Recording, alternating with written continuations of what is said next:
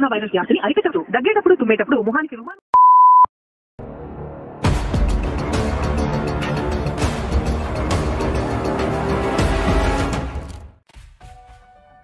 Hi friends, welcome back to our channel.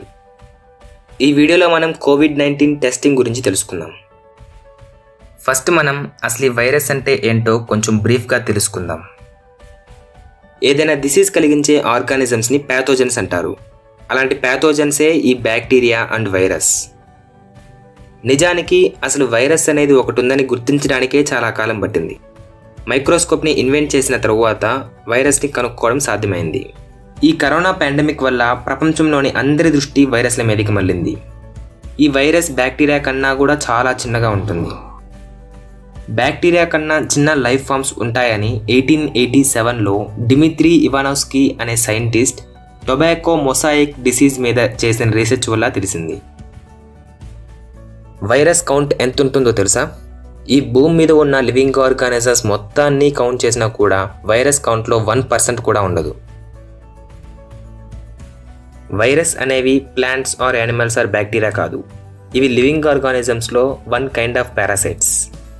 వాటి reproduction ability వల్ల అవి లివింగ్ ఆర్గానిజమ్స్ లాగా అనిపించినా కూడా స్ట్రిక్ట్ సెన్స్ ఆఫ్ వర్డ్లో అవి లివింగ్ ఆర్గానిజమ్స్ కాదు. ఎందుకంటే వైరస్కి ఒక హోస్ట్ సెల్ లేకుండా లైఫ్ సస్టైన్ చేయడం ఆర్ రీప్రొడ్యూస్ చేయడం కుదరదు. దాని అర్థం ఏంటంటే అవి బ్రతకడానికైనా రీప్రొడక్షన్ జరపడానికైనా వేరే ప్రాణుల మీద ఆధారపడాల్సి వస్తుంది. వాటికి ఎనర్జీ స్టోరింగ్ కెపాసిటీ లేకపోవడం వల్ల అన్ని మెటబాలిక్ యాక్టివిటీస్కి హోస్ట్ సెల్ మీద డిపెండ్ అవుతాయి అండ్ హోస్ట్ సెల్ నుండి ఎనర్జీని డెరైవ్ చేసుకుంటాయి. నార్మల్గా వైరస్లో nucleic acid either DNA or RNA మెటీరియల్గా ఉంటుంది. వీటిని కవర్ చేయడానికి ఒక ప్రోటీన్ కోట్ ఉంటుంది. కొన్ని వైరస్ల చుట్టూ ఫ్యాట్ ఎన్వలప్ కూడా ఉంటుంది. ఈ ఇమేజ్లో ఉన్నట్టు ఆర్ఎన్ఏ అనేది సింగిల్ స్ట్రాండెడ్ కాంపౌండ్, డిఎన్ఏ అనేది డబుల్ స్ట్రాండెడ్ కాంపౌండ్. వైరస్లని జనరల్గా అవి ఇన్ఫెక్ట్ చేసే ఆర్గానిజమ్స్ని బట్టి క్లాసిఫై చేస్తారు. ప్లాంట్స్ని ఇన్ఫెక్ట్ చేసే వైరస్లు లివింగ్ క్రియేచర్స్ని ఇన్ఫెక్ట్ చేయలేవు.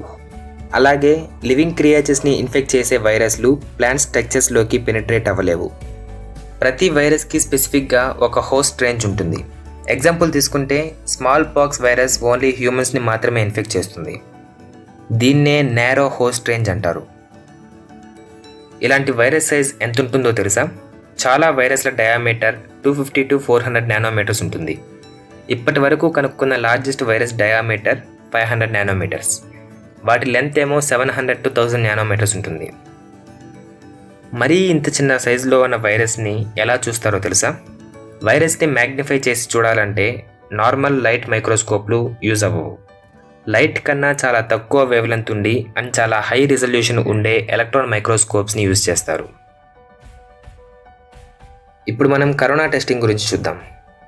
ఇందులో మన ఫస్ట్ ఇంప్రెషన్, ఎలక్ట్రాన్ మైక్రోస్కోప్తో మ్యాగ్నిఫై చేయగలం కాబట్టి కోవిడ్-19 వైరస్ టెస్ట్ శాంపుల్స్ని కూడా ఎలక్ట్రాన్ మైక్రోస్కోప్తో చూసి రిజల్ట్స్ చెప్తున్నారేమో అనుకుంటున్నాం, రైట్?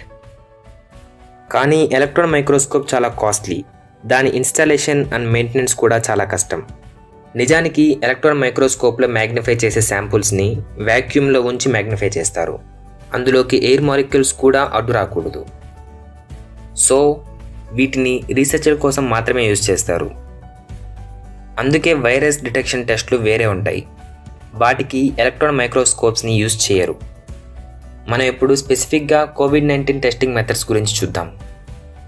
ఇండియాలో కోవిడ్-19 వైరస్ ఇన్ఫెక్షన్ని డిటెక్ట్ చేయడానికి 2 మెథడ్స్ని యూజ్ చేస్తున్నారు.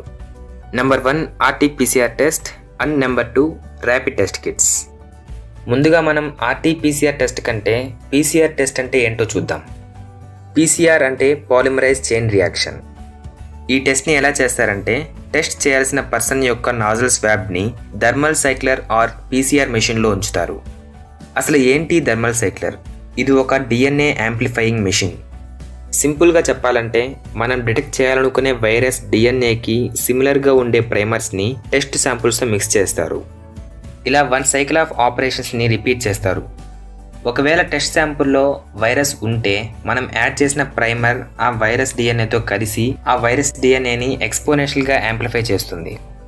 మిషన్ సైకిల్స్ అయ్యేసరికి బిలియన్స్ ఆఫ్ కాపీస్గా రీప్రొడ్యూస్ అవుతాయి. అందుకే ఇది time consuming process. COVID-19 virus RNA virus కాబట్టి దీన్ని RT-PCR మెథడ్లో టెస్ట్ చేస్తారు. RT-PCRలో RT అంటే రివర్స్ ట్రాన్స్క్రిప్షన్.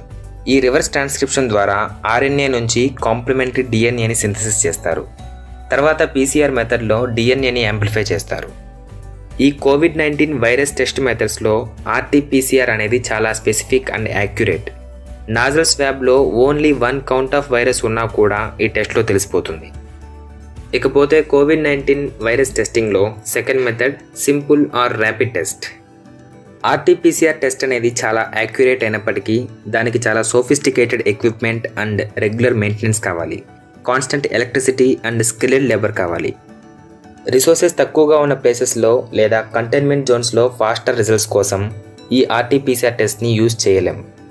అలాంటి ప్లేసెస్లో ర్యాపిడ్ టెస్టింగ్ని ఎక్కువగా యూజ్ చేస్తారు. ర్యాపిడ్ టెస్టింగ్, దీని పేరులాగే ఈ టెస్ట్ చాలా క్విక్గా టెస్ట్ చేసి రిజల్ట్స్ ఇస్తుంది. మనం టెస్ట్ చేయాలనుకునే సస్పెక్ట్ బ్లడ్ శాంపుల్స్లో యాంటీబాడీస్ ప్రెజెన్స్ కోసం ఈ టెస్ట్ చాలా క్విక్గా చెక్ చేస్తుంది. మనం చెక్ చేయాల్సింది వైరస్ని కదా, ఈ యాంటీబాడీస్ని చెక్ చేస్తే ఏమొస్తుంది అనుకుంటున్నారు కదా. యాంటీబాడీస్ అనేటివి మన బాడీ ఇమ్యూనిటీ సిస్టమ్కి డిఫెన్స్ మెకానిజం లాంటిది. సస్పెక్ట్ బ్లడ్ శాంపుల్లో రీసెంట్గా యాంటీబాడీస్ డిటెక్ట్ అయితే వాళ్ళని కరోనా వైరస్ పాజిటివ్ అని తెలుస్తారు. ఈ ర్యాపిడ్ టెస్ట్ కిట్స్ చాలా త్వరగా, చాలా తక్కువ ఖర్చుతో అండ్ ఎక్కడికైనా తీసుకెళ్ళి టెస్ట్ చేసుకోవడానికి వీలుగా ఉంటాయి. అందుకే ఇండియాలో చాలా స్టేట్స్లో ఈ ర్యాపిడ్ టెస్టింగ్నే ఎక్కువగా యూజ్ చేస్తున్నారు. కానీ ఇందులో ఉన్న డిసడ్వాంటేజ్ ఏంటంటే వన్స్ వైరస్ ఇన్ఫెక్ట్ అయ్యి బాడీలో యాంటీబాడీస్ ప్రొడ్యూస్ అయిన తర్వాతే ఈ టెస్ట్ యూజ్ అవుతుంది. అండ్ దీని యాక్యురసీ కూడా చాలా తక్కువ, అంటే ఫాల్స్ నెగిటివ్లు వచ్చే ఛాన్సెస్ కూడా ఉంటాయి. RT-PCR టెస్ట్లో మాత్రం వైరస్ ఇన్ఫెక్షన్ స్టార్టింగ్ స్టేజెస్లోనే కనుక్కోవచ్చు. రెండు టెస్ట్లకి వాటి అడ్వాంటేజెస్ అండ్ డిసడ్వాంటేజెస్ ఉన్నాయి. ఒకటేమో accurate but time taking and costly, మరొకటేమో లెస్ యాక్యురేట్ కానీ క్విక్గా రిజల్ట్ వస్తుంది. ఈ రెండు టెస్టులు కాకుండా highly accurate, cost effective and quick results ఇచ్చే టెస్టులు ఫ్యూచర్లో ఏమైనా రావచ్చేమో చూద్దాం. వైరస్ అంటే ఏంటో, COVID-19 వైరస్కి టెస్ట్స్ ఎలా చేస్తారో తెలుసుకున్నాం కదా. నెక్స్ట్ వీడియోలో మరొక ఇంట్రెస్టింగ్ టాపిక్తో మళ్ళీ కలుద్దాం. ఈ వీడియో మీకు నచ్చినట్లయితే లైక్ చేయండి, మీ ఫ్రెండ్స్కి షేర్ చేయండి. సైన్స్ ఈజ్ లైఫ్ ఛానల్కి సబ్స్క్రైబ్ అవ్వడం మర్చిపోకండి.